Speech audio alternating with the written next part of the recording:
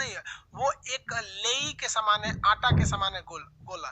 तो उसका बीच वाला पार्ट जो है ना जल्दी घूम जाता है, चक्कर क्या करता है, जल्दी लगा लेता है, और ऊपर वाला भाग थोड़ा देर में चक्कर लगाता है। तो विषुवतरेखीय भाग चक्कर कितने में लगा लेता है, 25 दिन में एक चक्कर पूरा कर देता है। और ऊपर वाला जो भाग है, ध्रुवीय भाग, वो 31 दिन समय लगाता है, क्योंकि वो प्लाज्मा अवस्था में कोई हिस्सा किधर घूम रहा है, कोई कहीं घूम रहा है, कोई कहीं घूम रहा है। जिस तरह पानी को होड़ दीजिएगा तो एक साथ थोड़ी घूमता है, तो वो सॉलिड अवस्था में नहीं है, सूर्य प्लाज्मा अवस्था में रहता है। तो ये याद करने की चीज है बाबू, इसमें कंसेप्ट आपका कुछ भी नहीं काम करेगा। समझ में आ गया?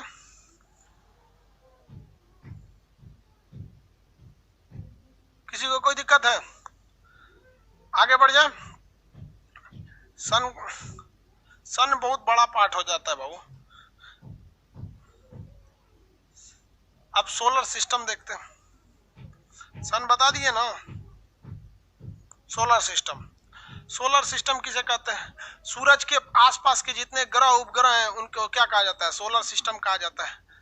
सूरज के आसपास के जितने ग्रह और उपग्रह हैं उन्हें क्या कहते हैं? Solar system. तो ये हो गए हमारे सन, इससे रोशनी निकलती है। बचपन में इस तरह से सीनरी बनाए होंगे,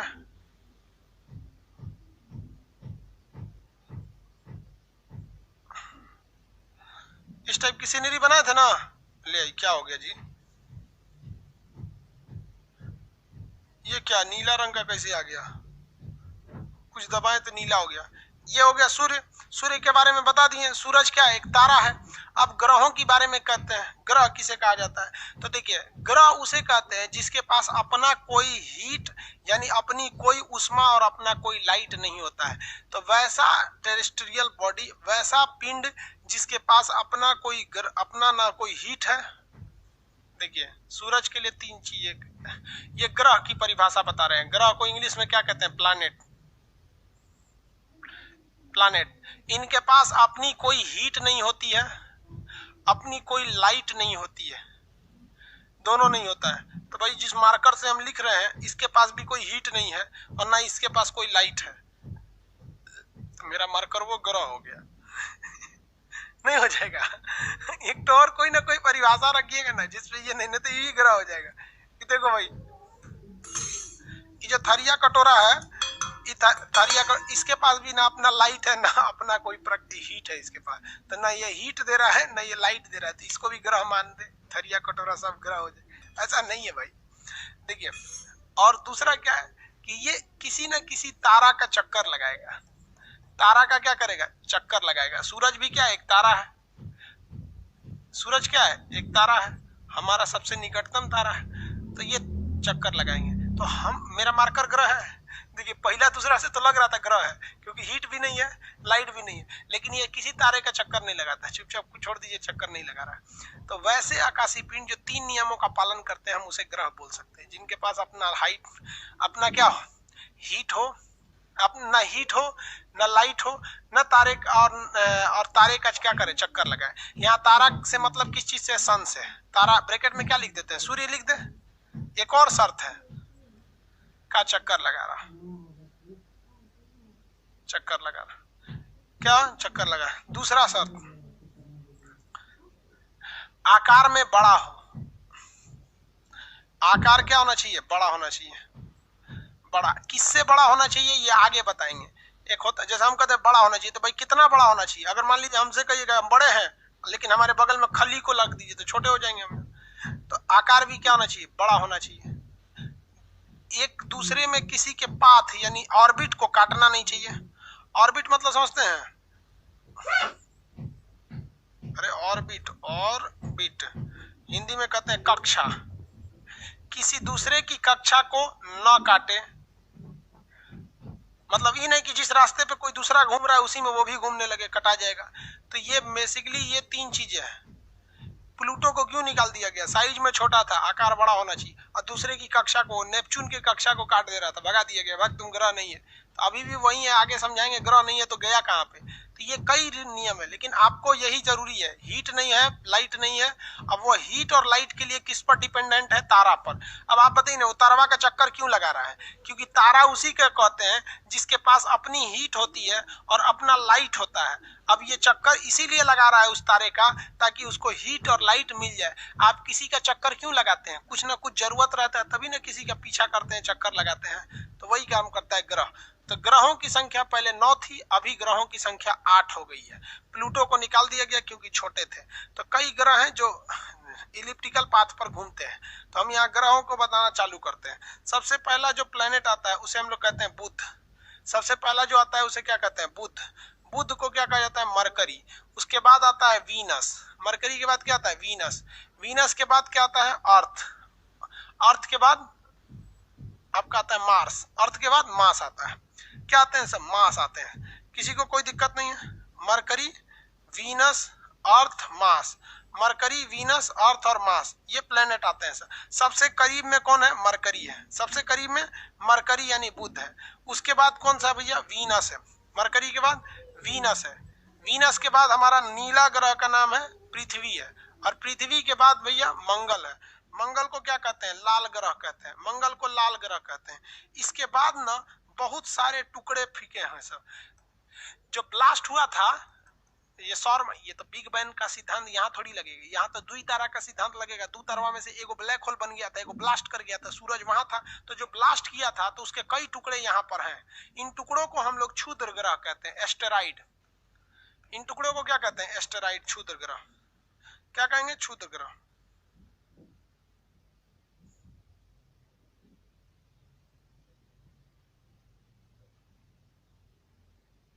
क्षुद्र ग्रह। क्षुद्र ग्रह के बाद आता है आपका बृहस्पति, जुपिटर। अभी इतना ही रहते हैं, ये बहुत बड़े ग्रह हैं, जुपिटर। उसके बाद Saturn, Uranus, Neptune. Jupiter, Saturn, Uranus, Neptune. पहले अभी इतना समझिए, एक एक करके समझाते हैं। अभी तो ड्राइंगें बनाए हैं, समझाए कहाँ है? आपको 8 ग्रह दिखेंगे। इस 8 ग्रह में अगर आप देखेंगे ना, तो एक बाउंड्री बनाता है जिसका नाम है क्षुद्र ग्रह। ये बाउंड्री बनाते हैं। इस बाउंड्री के 4 ग्रह उस साइड में है और 4 इस साइड में है। तो इधर वाले 4 ग्रह और इधर वाले 4 ग्रह, 4-4 का ग्रुप है। इन्हें कहा जाता है आउटर प्लेनेट, बाह्य ग्रह, क्योंकि ये इस क्षुद्र ग्रह की पेटी के उस साइड है। और जो इधर आते हैं इन्हें कहते हैं आंतरिक ग्रह, क्योंकि ये क्षुद्र ग्रह के इस साइड है। तो टोटल ग्रहों को कितनी कैटेगरी में बांटते हैं? 2 ग्रह, 2 कैटेगरी। इनर प्लेनेट, उस प्लेनेट को कहते हैं जो एस्टेरॉइड बेल्ट यानी क्षुद्र ग्रह के पहले है। इनमें मरकरी, वीनस, अर्थ, मार्स आते हैं। अर्थ और मार्स आते हैं। और बाह्य ग्रह में जुपिटर, सैटर्न, यूरेनस, नेपच्यून ये आते हैं। हिंदी में भी बताएंगे, अभी यहाँ समझिए। ग्रहों को कितनी कैटेगरी में बांटे? 2 कैटेगरी में। आंतरिक ग्रहों की संख्या भी 4 है और बाह्य ग्रहों की संख्या भी 4 है। आंतरिक ग्रहों में एक खासियत है कि इनका साइज छोटा होता है। इनका साइज कैसा होता है? छोटा होता है। और बाह्य ग्रहों की खासियत क्या है? इनका साइज बहुत बड़ा होता है। इनका ग्रह बहुत, सबसे बड़ा का जुपिटर है, सैटर्न है, यूरेनस है, नेपच्यून है। चारों लाइन से बड़े हैं, 1 2 3 4, ये सब लाइनें से बड़े हैं। उसके बाद इन 100 का नंबर आता है। समझ में आ गया? आंतरिक ग्रह का साइज छोटा होता है और बाह्य ग्रह का साइज बड़ा होता है।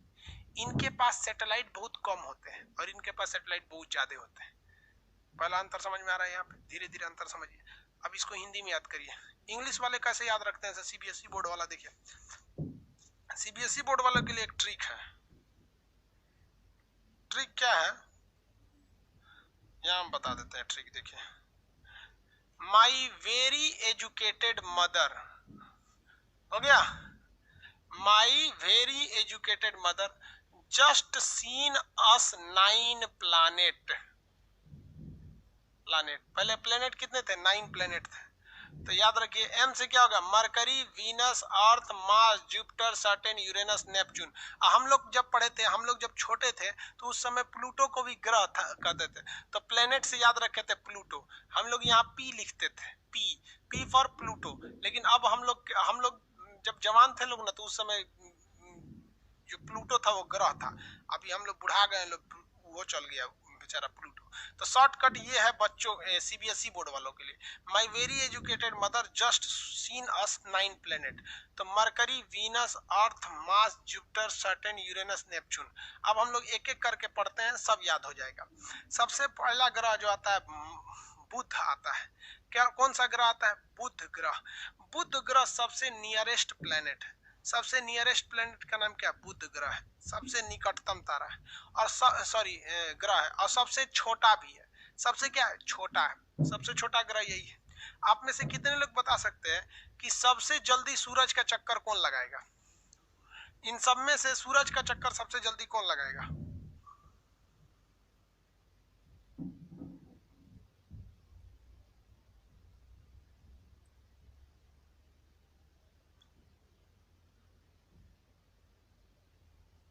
हो गया? मार्स। Very good. क्यों? क्योंकि भैया वो सूरज के पास ही है, धाए दे चक्कर लगा लेगा, तुरंत क्या करेगा? चक्कर लगा लेगा। इसमें कितने लोग बता सकते हैं सबसे गर्म कौन होगा?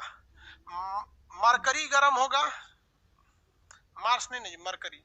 सबसे जल्दी मरकरी गर्म होगा कि वीनस गर्म होगा? सबसे ज्यादा टेम्परेचर किसका होगा? मरकरी का या वीनस का? ज्यादा टेम्परेचर किसका होगा, मरकरी या वीनस? आंसर दीजिए, मरकरी या वीनस? ज्यादा टेम्परेचर किसका, मरकरी या वीनस?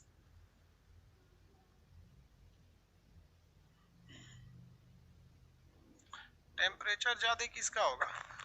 देखिए, ज्यादा टेम्परेचर जो है वो वीनस का है, मरकरी का नहीं है। आगे इसका रीजन बताएंगे क्यों। अब पहले हम लोग मरकरी के बारे में समझते हैं। मरकरी जो ग्रह है, ये मरकरी यानी वीनस, सॉरी मरकरी यानी हिंदी में बुध ग्रह। बुध ग्रह सबसे क्षुद्रतम यानी छोटा है, तीव्रतम यानी सबसे तेज घूम के चक्कर लगाता है, निकटतम यानी सबसे करीब है। तो क्वेश्चन आएगा सब निकटतम, क्षुद्रतम, तीव्रतम। निकटतम, क्षुद्रतम, तीव्रतम किसे कहते हैं? तो वो बुध को कहते हैं, यानी मरकरी को कहा जाता है। यह सबसे छोटा ग्रह है। कैसा है? सबसे छोटा। इसके बाहर चारों ओर हवा नहीं पाया जाता है। हवा मिलने से जिंदगी नहीं हो जाती है, उस हवा में ऑक्सीजन रहना चाहिए।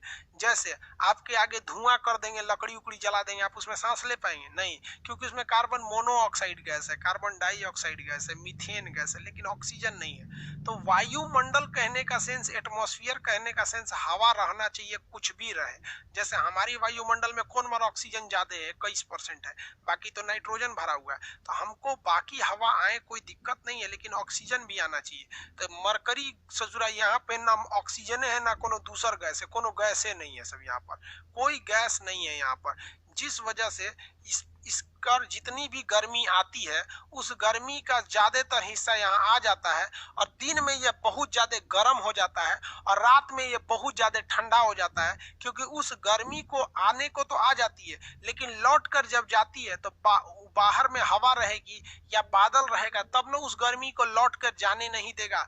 इसलिए दिन में तो गर्मी आ जाती है और रात में सारी गर्मी इसको छोड़कर चली जाती है। तो क्वेश्चन कहेगा कि सबसे ज्यादा टेम्परेचर में डिफरेंस देखा जाता है वो किस प्लेनेट पे देखा जाता है? तो आप देखिएगा ना, हमारे प्लेनेट अर्थ पर ज्यादा डिफरेंस नहीं देखने को मिलता है। दिन में अगर गर्मी है तो ऐसा नहीं है कि रतिया में आप रजाई ओढ़ने लगिएगा, रतियों में गर्मी लगेगा, पंखा चलाइएगा। और ठंडी में ऐसा नहीं है कि दिन में रजाई ओढ़ के कांप रहे थे, रतिया में एसी चला लेंगे, नहीं होगा ऐसे।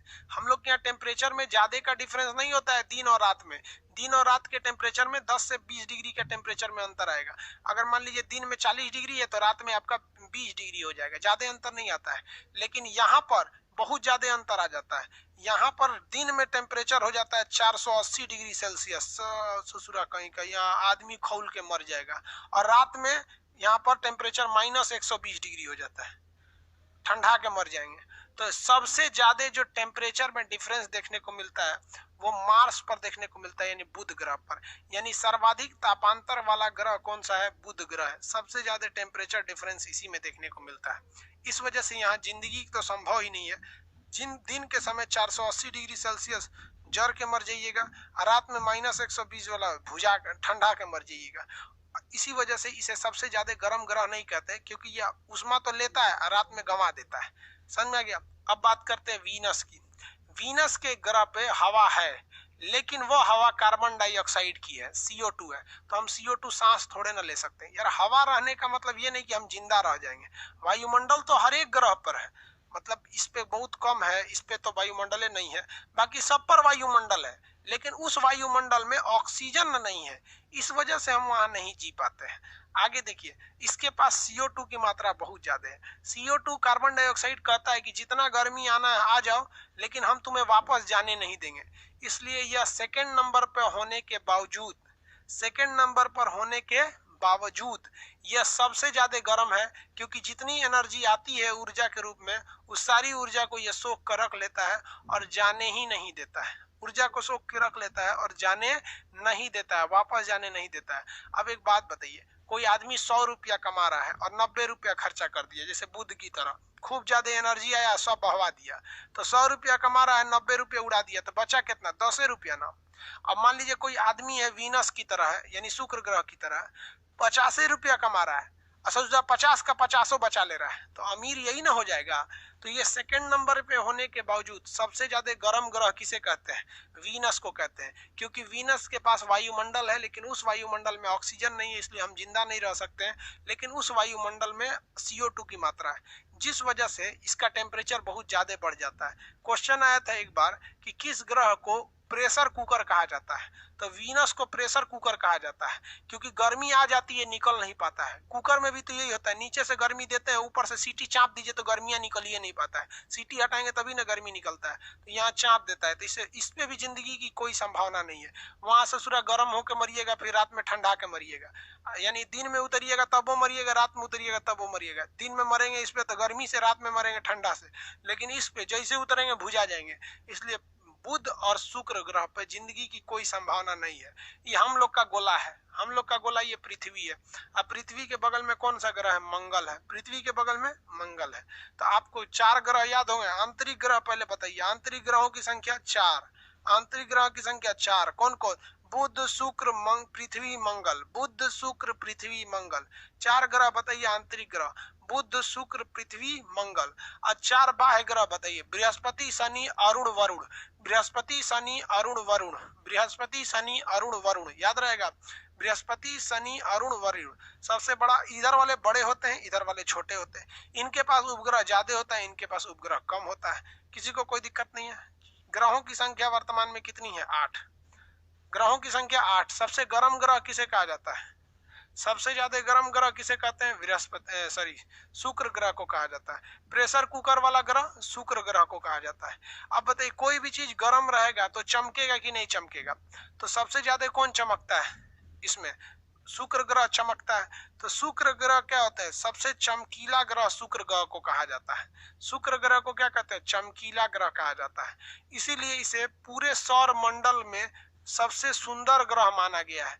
पूरे सौर मंडल की इसे परी कहा जाता है, सौर मंडल की रानी कहा जाता है। तो सौर मंडल का परी शुक्र ग्रह, सौर मंडल की रानी शुक्र ग्रह, सबसे चमकीला ग्रह शुक्र ग्रह, सबसे सुंदर ग्रह शुक्र ग्रह, सबसे गर्म ग्रह शुक्र ग्रह, पृथ्वी के जैसे ही दिखने वाली शुक्र ग्रह। इसलिए पृथ्वी की जुड़वा बहन शुक्र ग्रह, पृथ्वी की जुड़िया नानी शुक्र ग्रह, पृथ्वी का सहोदर शुक्र ग्रह, पृथ्वी का तारा शुक्र ग्रह, भोर का तारा शुक्र ग्रह क्योंकि चमकता है भोर में, सांझ का तारा शुक्र ग्रह, कुछ पूछे शुक्र ग्रह, सब कुछ पूछेगा शुक्र ग्रह। पूछ देगा कि रात की रानी, तो मार देगा शुक्र ग्रह, गलत हो जाएगा। रात की रानी चंद्रमा है। बाकी कुछ पूछे शुक्र ग्रह को लटका देना। सिंपल है, धीरे धीरे इसको आगे बढ़ेंगे लोग। यहाँ पे इसको पढ़ने में यहाँ से यहाँ तक 3 दिन लग जाएगा। अभी धीरे धीरे चल रहे हैं, यहाँ चलेंगे फिर वापस आएंगे, इसमें कुछ कुछ बताएंगे, फिर वापस आएंगे कुछ कुछ बताएंगे, ताकि याद रहेगा। तो दिमाग में एगो चीज तो बैठ गया, जब कुछ दिमाग काम न करे तो शुक्र ग्रह मार दीजिएगा। जैसे पूछेगा आपका जन्म कहाँ हुआ, अगर नहीं पता है तो कहाँ मार दीजिएगा? शुक्र ग्रह, शुक्र ग्रह मार देगा। देखिए, ज्योतिष के हिसाब से कहा गया है, जिस लड़के का दाहिना हाथ, देखिए ध्यान से, यहाँ देखो भाई, यहाँ ध्यान दीजिए, जिस लड़के का दाहिना हाथ, यहाँ पर दाहिना हाथ की ये हथेली, ये अंगूठा जहाँ जुड़ा रहता है ना, ये अंगूठा, तो अंगूठा देखिए यहाँ पे मेरा सपाट दिख रहा है, यहाँ प्लेन दिख रहा होगा, अंगूठा एकदम प्लेन दिख रहा है। ये वाला पोर्शन देखिए ध्यान से, ये वाला पोर्शन, ये अंगूठा का ये हथेली जो यहाँ से जुड़ा रहता है, ये मेरा एकदम प्लेन दिख रहा है, बराबर एकदम एकदम बराबर।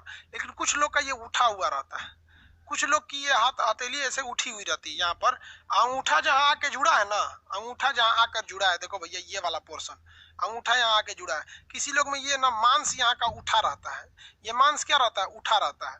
तो जिसका ये मांस उठा रहता है, ज्योतिष में कहा जाता है कि उसका शुक्र ग्रह मजबूत है, और जिसका शुक्र ग्रह मजबूत रहता है वो लड़की बड़ी जल्दी पटा लेता है, वो उसको हमेशा उसको चक्कर पकड़ खोजते रहता है। तो अपना अपना देखो लोग भैया, जिसका ज्यादा उठा रहता है तो उसका समझ जाओ कि उसको बहुत लड़की पसंद आती है, सब चक्कर पकड़ बहुत ज्यादा करता है। ये ज्योतिष में बोला है भैया, फिजिक्स में इसमें ज्योग्राफी में नहीं बोला है। हम ज्योग्राफी के सत्यता की गारंटी लेते हैं, लेकिन ज्योतिष की कोई गारंटी नहीं लेते हैं। हमको ज्योतिष पर पहले से ही संदेह था, कोरोना ने उस संदेह को और गहरा दिया, क्योंकि हिंदुस्तान में सबसे ज्यादा ज्योतिष रहता है। सब कोनो को नहीं पता अभी तक कि कोरोना कब खत्म होगा।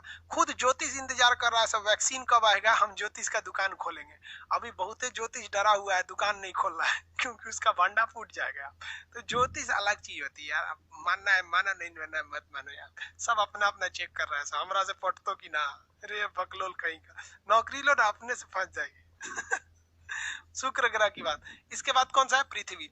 आप बताइए, पृथ्वी का सहोदर शुक्र ग्रह, पृथ्वी की भगिनी शुक्र ग्रह, पृथ्वी का भतीजा शुक्र ग्रह, पृथ्वी की सौतन शुक्र ग्रह, पृथ्वी की जुड़वा बहन शुक्र ग्रह, सांझ का तारा शुक्र ग्रह, भोर का तारा शुक्र ग्रह, चमकीला ग्रह शुक्र ग्रह, गर्म ग्रह शुक्र ग्रह, सुंदर ग्रह शुक्र ग्रह, सौर मंडल की परी शुक्र ग्रह। कुछ उठा के थमा दीजिए किसको, शुक्र ग्रह को। सबसे गर्म ग्रह शुक्र ग्रह, सबसे नजदीकी गर्म ग्रह, अरे तब तो बुध होगा ना, बुध सबसे नजदीकी, बुध सबसे जल्दी तेज घूमने वाला बुध। ये समझ में आ गया। सेकंड थर्ड नंबर पे कौन सा आती है, पृथ्वी आती है, पृथ्वी। अब एक चीज ध्यान दीजिएगा, बहुत साल पहले, क्या चीज, बहुत साल पहले इस बुध ग्रह का एक उपग्रह था, शुक्र ग्रह का भी उपग्रह था। अब ये उपग्रह क्या होते हैं, क्या होते हैं उपग्रह। उपग्रह उसे कहते हैं जो किसी ग्रह का चक्कर लगाता है, ग्रह उसे कहते हैं जो सूर्य का चक्कर लगाए, लेकिन उपग्रह उसे कहते हैं जो किसी ग्रह के चारों ओर घूमने लगता है। तो बहुत साल पहले, एस्ट्रोनॉमी में बहुत साल का मतलब करोड़ साल, तो बहुत साल पहले बुध के पास भी उपग्रह थे, शुक्र के पास भी उपग्रह थे, लेकिन सूरज इनके उपग्रहों को लील गया। लील जाने का मतलब समझते, घोट गया, खींच लिया, क्योंकि उसका गुरुत्वाकर्षण ज्यादा है। उपग्रह जो होते हैं साइज में छोटे होते हैं, इसलिए ये घिंचा गए सब, और ग्रह जो होते हैं साइज में बड़े होते हैं, इसलिए ग्रहवा नहीं घिंचा पाया, बच गया। किसी को दिक्कत तो कहेगा कि कौन से ऐसे ग्रह हैं जिनके पास अपना उपग्रह नहीं है। तो बुध और शुक्र के पास अपना उपग्रह नहीं है, इनका उपग्रह क्या हो गया, तो सूरज मामा लेके घोट गए। पृथ्वी का उपग्रह है चंद्रमा, क्योंकि चंद्रमा जो है थोड़ा सा बड़ा भी है और थोड़ा दूरी पर भी है, ये थोड़ा सा ज्यादा दूरी पे है, इसलिए ये उसको खींच नहीं पाया है।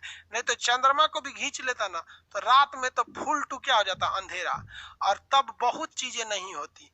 लड़का कहता है कि चांद सी दुल्हन लाएंगे, लड़की सबको देखती है चलनी में पति का चेहरा देखती है, सब पत्नी जो होती है करवा चौथ में पति का चेहरा देखती है, और गर्लफ्रेंड जो होती है वो छछन्नी में देखती है, पत्नी जो है वो उसमें देखती है, चलनी में देखती है।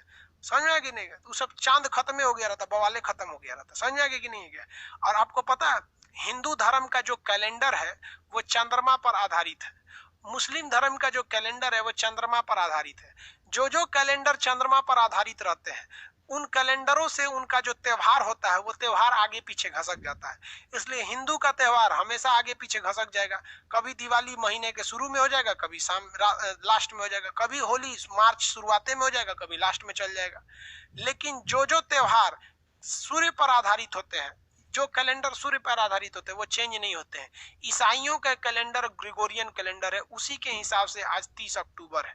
हम हिंदू मुस्लिम सिख लोग जितने लोग हैं वो ईसाइयों के कैलेंडर को फॉलो करते हैं, जिसका महीना जनवरी फरवरी है। नहीं तो हिंदू शक संवत में चैत बैसाख जेठ आषाढ़ सावन भादव आश्विन कार्तिक अगहन पूस माघ फागुन रटते रहिए, और रज्जब का महीना रमजान मुहर्रम करते रहेंगे लोग मुस्लिम लोग। तो मुस्लिम का कैलेंडर और हिंदू का कैलेंडर चंद्रमा पर आधारित है। अगर इस चंद्रमा को सूर्य खींच ले गया रहता तो इन लोग का कैलेंडर चल जाता। तो इन लोग समझ में आ गया आप लोग को कौन से ऐसे ग्रह हैं जिनके पास अपना कोई सैटेलाइट यानी अपना कोई उपग्रह यानी चंद्रमा नहीं है। तो वो है बुध और शुक्र, इनके पास अपना कोई सैटेलाइट वगैरह नहीं है। इतना समझ में आ रहा है आप लोग को?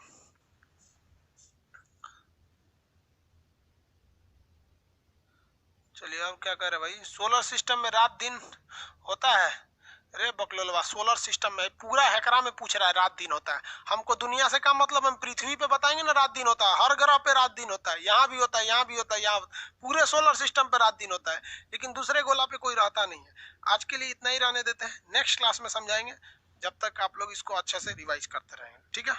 बाकी क्लास में अब आपको ग्रहों के बारे में बताएंगे। जब ग्रह कंप्लीट हो जाएंगे तो फिर हम पृथ्वी पे उतर जाएंगे, चंद्रमा पढ़ा के पृथ्वी पे उतर जाएंगे, उसके बाद पृथ्वी को पढ़ना चालू कर देंगे। आज के लिए इतना ही, मिलेंगे नेक्स्ट क्लास में। जय हिंद।